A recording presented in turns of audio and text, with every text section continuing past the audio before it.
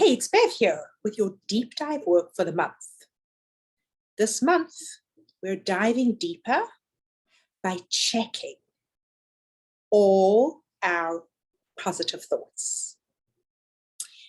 If you're reading this, you are probably part of the world where it's a practice to offer yourselves positive thoughts, intentional thoughts, affirmations, mantras. And it is a brilliant idea.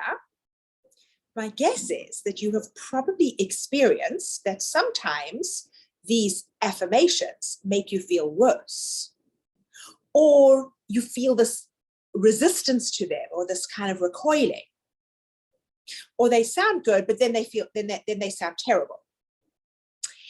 So the reason is that in order for an affirmation or a mantra or intentional thought to do what we want, which is make us feel better in some way, we have to believe it.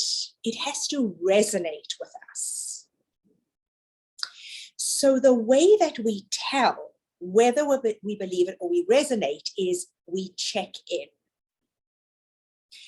The fastest and most efficient and accurate way to check in is to drop into your body, think that thought, or have someone read it to you, and immediately check in on your bodily response. If you feel some version of release, relief, opening, relaxation, shoulders drop, then that's the one for you. That's going to do the trick. You keep practicing that and reminding yourself of that. It's going to bring you better feeling and therefore to a better result.